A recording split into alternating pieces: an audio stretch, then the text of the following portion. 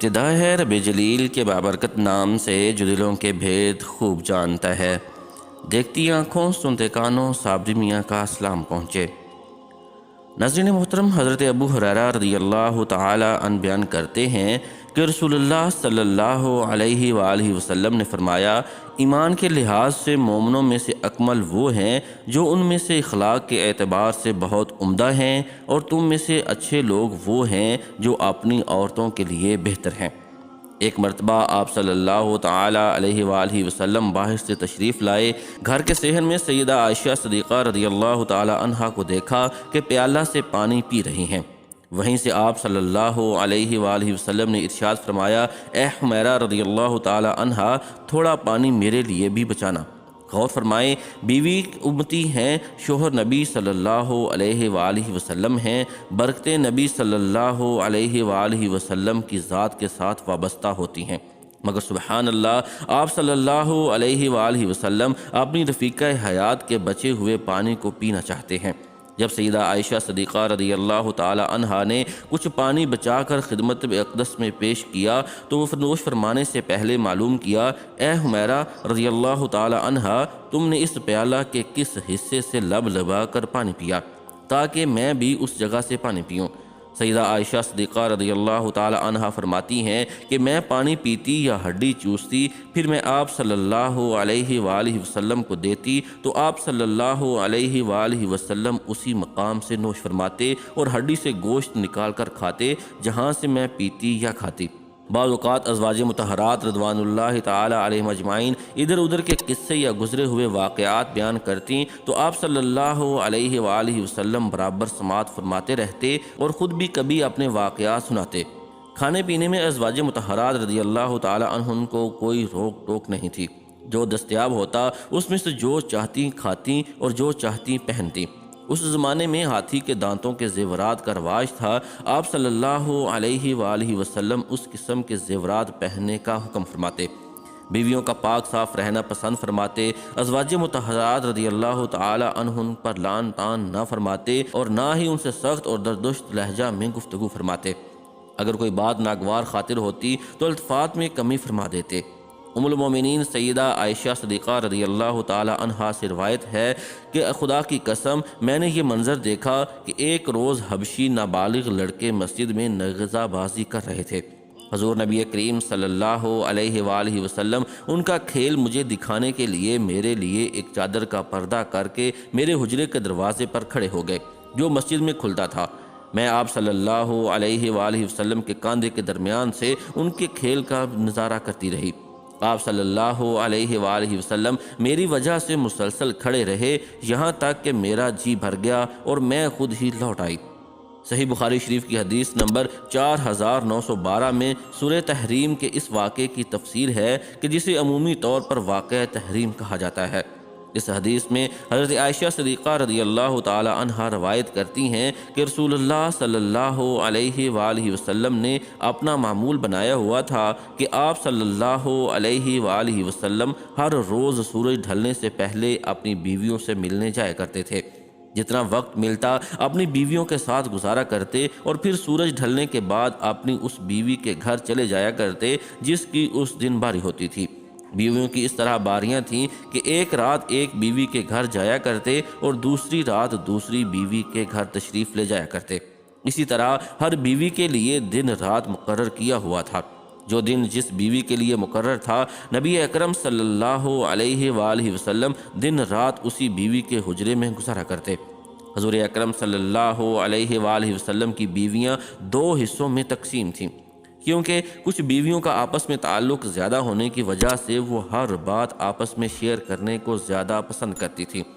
ایک حصے میں حضرت عائشہ، حضرت سودا، حضرت حفصہ، حضرت ام سلمہ رضی اللہ تعالی عنہن اور دوسری ٹولی میں حضرت زینب بنت جہش اور باقی ساری بیویاں شامل تھیں۔ حضرت محمد صلی اللہ علیہ وآلہ وسلم روزانہ معمول کے مطابق اپنی بیویوں کے گھر جاتے اور آخر میں اس بیوی کے گھر چلے جاتے تھے جہاں رات رکنا ہوتا۔ ایک وقت ایسا آیا کہ نبی اکرم صلی اللہ علیہ وآلہ وسلم حضرت زینب بنت جہش رضی اللہ تعالی عنہا کے گھر زیادہ وقت گزارنے لگے۔ تو دوسری بیویوں نے محسوس کیا کہ نبی اکرم صلی اللہ علیہ وآلہ وسلم ہماری نسبت حضرت زینب کے پاس زیادہ وقت گزارتے ہیں۔ ایک دن سب اکٹھی ہوئیں اور ایک دوسرے سے معلوم کرنے لگیں کہ کیا وجہ ہے کہ نبی اکرم صلی اللہ علیہ وآلہ وسلم حضرت زینب رضی اللہ تعالی عنہا کے گھر زیادہ وقت گزارتے ہیں۔ تو معلوم ہوا کہ حضرت زینب رضی اللہ تعالی عنہا کے گھر کسی رشتہ دار نے شہد تحفہ بھیجا ہے، اور حضرت زینب رضی اللہ تعالی عنہا وہ تحفہ روزانہ حضور اکرم صلی اللہ علیہ وآلہ وسلم کی خدمت میں پیش کرتی ہیں۔ چونکہ نبی اکرم صلی اللہ علیہ وآلہ وسلم کو شہد بہت زیادہ پسند تھا، اس شہد کو مزے مزے سے پینے میں نبی اکرم صلی اللہ علیہ وآلہ وسلم زیادہ وقت لگا دیتے تھے۔ اسی وجہ سے حضرت محمد صلی اللہ علیہ وآلہ وسلم کا زیادہ وقت حضرت زینب رضی اللہ تعالی عنہا کے گھر گزرتا رہا۔ حضرت عائشہ صدیقہ رضی اللہ تعالی عنہا، حضرت سودا رضی اللہ تعالی عنہا اور حضرت حفصہ رضی اللہ تعالی عنہا کے پاس تشریف لائیں اور فرمانے لگیں کہ حضرت محمد صلی اللہ علیہ وآلہ وسلم حضرت زینب کے گھر زیادہ وقت لگاتے ہیں، اسی وجہ سے ہم نبی اکرم صلی اللہ علیہ وآلہ وسلم کے وقت سے محروم رہ جاتی ہیں۔ کوئی ایسی بات بتاؤ جس کی وجہ سے محمد صلی اللہ علیہ وآلہ وسلم حضرت زینب رضی اللہ تعالی عنہا کے گھر وقت کم دیا کرے۔ انہوں نے آپس میں یہ سوچا کہ جب نبی اکرم صلی اللہ علیہ وآلہ وسلم ہمارے پاس آئیں گے تو ہم سب نبی اکرم صلی اللہ علیہ وآلہ وسلم سے ایک ہی بات کہیں گے کہ اے حضور صلی اللہ علیہ وآلہ وسلم، آپ کہاں تھے؟ اتنی دیر ہو گئی، ہم آپ کا انتظار کر رہی تھیں۔ جب نبی اکرم صلی اللہ علیہ وآلہ وسلم اس کا جواب دیں گے تو ہم سب یہ بات کہیں گی، اے اللہ کے نبی، آپ صلی اللہ علیہ وآلہ وسلم سے مغافیر کے پھول کی بو آ رہی ہے، ایسا لگ رہا ہے کہ آپ مغفر کے پھول کا رس پی کر آئے ہیں۔ اور نبی اکرم صلی اللہ علیہ وآلہ وسلم کی یہ عادت مبارکہ تھی کہ آپ صلی اللہ علیہ وآلہ وسلم کو کسی قسم کی بھی بو بالکل پسند نہ تھی۔ آپ صلی اللہ علیہ وآلہ وسلم سے ہمیشہ خوشبو ہی آیا کرتی تھی۔ جب نبی اکرم صلی اللہ علیہ وآلہ وسلم حضرت حفصہ رضی اللہ تعالی عنہا کے پاس تشریف لائے تو انہوں نے پوچھا، اے اللہ کے نبی، آج کافی دیر سے آئے ہیں، سب ٹھیک تو ہے؟ اس کا جواب دیتے ہی نبی کریم صلی اللہ علیہ وآلہ وسلم نے فرمایا، میں زینب کے گھر سے شہد پی کر آیا ہوں۔ حضرت عائشہ رضی اللہ تعالی عنہا، حضرت سودا رضی اللہ تعالی عنہا، حضرت حفصہ رضی اللہ تعالی عنہا اور حضرت ام سلمہ رضی اللہ تعالی عنہا نے نبی اکرم صلی اللہ علیہ وآلہ وسلم کو کہا، اے اللہ کے نبی، آپ کے منہ مبارک سے مغافیر کے پھول کی بو آ رہی ہے۔ ان کو معلوم تھا کہ نبی اکرم صلی اللہ علیہ وآلہ وسلم ذرا سی بھی بو کو پسند نہیں فرماتے، وہ کوئی ایسی چیز کے پاس نہیں جاتے جس سے ذرا سی بو آنے کا خدشہ ہو۔ چنانچہ حضور اکرم صلی اللہ علیہ وآلہ وسلم سب سے آخر میں حضرت حفصہ رضی اللہ تعالی عنہا کے پاس پہنچے۔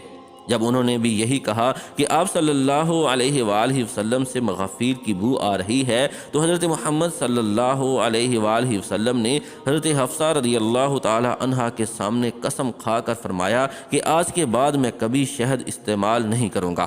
یہ بات کرتے ہوئے نبی اکرم صلی اللہ علیہ وآلہ وسلم نے حضرت حفصہ رضی اللہ تعالی عنہا کو فرمایا کہ جو میں نے قسم کھائی ہے اس کے بارے میں کسی کو مت بتانا، کیونکہ نبی کریم صلی اللہ علیہ وآلہ وسلم ان ازواج کا مقصد سمجھ گئے تھے۔ اس لیے آپ نے قسم کھا لی کہ آپ نہ صرف حضرت زینب بنت جہش رضی اللہ تعالی عنہا سے بلکہ عام طور پر بھی شہد نہ نوش فرمائیں گے۔ اپنی قسم کے متعلق کسی سے بھی ذکر نہ کرنا، لیکن حضرت حفصہ رضی اللہ تعالی عنہا نے یہ بات حضرت عائشہ رضی اللہ تعالی عنہا کو بتا دی۔ حضرت محمد صلی اللہ علیہ وآلہ وسلم کے اس راز کو بیان کرتے ہوئے اللہ تعالی نے سورہ تحریم میں فرمایا، جو قرآن پاک کے 28ویں پارے میں ہے، جس کا ترجمہ یوں ہے، اے نبی، آپ اس چیز کو اپنے لیے کیوں حرام کر رہے ہیں جس چیز کو اللہ نے حلال کیا ہے؟ شہد ایک حلال چیز ہے۔ آپ صلی اللہ علیہ وآلہ وسلم نے اپنی بیویوں کو خوش کرنے کے لیے شہد کو حرام کر لیا ہے۔ اللہ تعالیٰ بخشنے والا ہے، اس قسم کا کفارہ آپ کے لیے مقرر کر دیا ہے۔ پھر اللہ تعالیٰ نے حضرت حفصہ رضی اللہ تعالی عنہا کا، جنہوں نے جو راز حضرت عائشہ رضی اللہ تعالی عنہا کو بتایا، اس کے بارے میں اشارہ کیا۔ حضرت محمد صلی اللہ علیہ وآلہ وسلم نے حضرت حفصہ رضی اللہ تعالی عنہا سے کہا کہ تم نے میری قسم کے بارے میں حضرت عائشہ کو کیوں بتایا؟ میں نے تو تم سے کہا تھا کہ یہ راز کی بات ہے اور میرے اور تمہارے درمیان ہی رہے، پر آپ نے یہ راز نہیں رہنے دیا۔ حضرت محمد صلی اللہ علیہ وآلہ وسلم نے اشارتاً حضرت حفصہ رضی اللہ تعالی عنہا کو بتلایا کہ تم نے راز کو راز نہیں رہنے دیا۔ پھر حضرت حفصہ رضی اللہ تعالی عنہا نے حضرت محمد صلی اللہ علیہ وآلہ وسلم سے پوچھا کہ آپ کو کس نے بتلایا کہ میں نے راز کو راز نہیں رہنے دیا؟ نبی کریم صلی اللہ علیہ وآلہ وسلم نے حضرت حفصہ رضی اللہ تعالی عنہا کو فرمایا، مجھے میرے رب کائنات نے بتلایا ہے کہ حفصہ نے راز کو راز نہیں رہنے دیا۔ اس نے حضرت عائشہ رضی اللہ تعالی عنہا کے سامنے اس کا ذکر کر دیا ہے۔ اب اگر تم دونوں اللہ کی بارگاہ میں توبہ کر لو تو اللہ معاف کرنے والا ہے، اللہ تم دونوں کو معاف فرما دے گا۔ اگر تم اپنی ضد پر اڑی رہو گی تو اللہ تعالیٰ تم پر سخت ناراض ہوگا۔ اللہ تعالیٰ اور اس کے فرشتے میرے مددگار ہیں۔ سورہ تحریم آیت 1 تا 5 میں اللہ پاک اس واقعہ کے یوں فرماتا ہے، اور یاد کرو جب نبی نے اپنی بعض عورتوں سے ایک پوشیدہ بات کہی، پس جب اس نے اس بات کی خبر دی اور اللہ نے اپنے نبی کو اس بات پر آگاہ کر دیا تو نبی نے تھوڑی سی بات تو بتا دی اور تھوڑی سی ٹال گئے۔ پھر جب نبی نے اپنی اس بیوی کو یہ بات بتائی تو وہ کہنے لگی، اس کی خبر آپ کو کس نے دی؟ کہا، سب جاننے والے، پوری خبر رکھنے والے اللہ نے مجھے یہ بتلایا ہے۔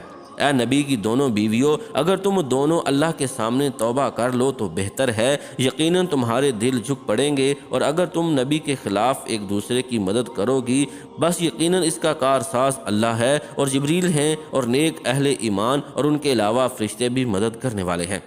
اس کے بعد حضرت حفصہ رضی اللہ تعالی عنہا اور حضرت عائشہ صدیقہ رضی اللہ تعالی عنہا نے اپنی غلطی تسلیم کرتے ہوئے اللہ پاک سے توبہ کی، اور پھر اللہ کے نبی نے اپنی قسم کا کفارہ ادا کیا۔ اگر یہ کوئی عام بندہ بات کہہ دیتا تو اس کا کسی بھی قسم کا کوئی فرق نہ پڑتا، لیکن نبی کریم صلی اللہ علیہ وآلہ وسلم تو اللہ کے نبی ہیں، ان کی ہر ایک بات منہ سے نکلی ہوئی سچ اور حق ہوتی ہے۔ اگر اللہ پاک نبی کی اس قسم پر کفارہ مقرر نہ کرتے تو یہ رہتی دنیا تک شہد پینا منع فرما دیا جاتا۔ اللہ تعالیٰ نے نبی اکرم صلی اللہ علیہ وآلہ وسلم کو اس لیے قسم کھانے کا کفارہ مقرر کیا کہ اگر میں کسی چیز کو حلال کرنے والا ہوں تو آپ صلی اللہ علیہ وآلہ وسلم اس کو حرام کیوں کر رہے ہیں؟ سورہ نجم میں اس طرح حکم آیا ہے کہ میرے نبی اپنی مرضی کے مطابق بات نہیں کرتے، وہ وہی لوگوں کے سامنے بیان کرتے ہیں جس کا میں حکم دیتا ہوں۔ آپ اپنی بیوی کو خوش کرنے کے لیے ایسا ہرگز نہ کریں، کسی کی خاطر بھی حلال کو حرام نہ کرو اور حرام کو حلال نہ کرو، نہ اپنے منہ سے ایسے الفاظ کہو اور نہ ہی اس پر عمل کرو۔ آج کے دور میں انسان زبان سے تو حرام نہیں بول رہا، انسان حرام پر عمل کرتے ہوئے اس بات کا خیال نہیں کرتا کہ ہم حرام کام کو سر انجام دے رہے ہیں۔ آج کل ہمارے نزدیک حرام نام کی تو کوئی چیز نہیں، ہم گناہ کرتے ہوئے محسوس ہی نہیں کرتے کہ ہم گناہ کر رہے ہیں۔ اللہ پاک سے دعا ہے کہ اللہ ہمیں نیک کام کرنے اور برائیوں سے دور رہنے کی توفیق عطا فرمائے۔ ہمیں نبی کریم صلی اللہ علیہ وآلہ وسلم اور ان کے پاک آل سے بے پناہ محبت عطا فرمائے۔ آمین ثم آمین۔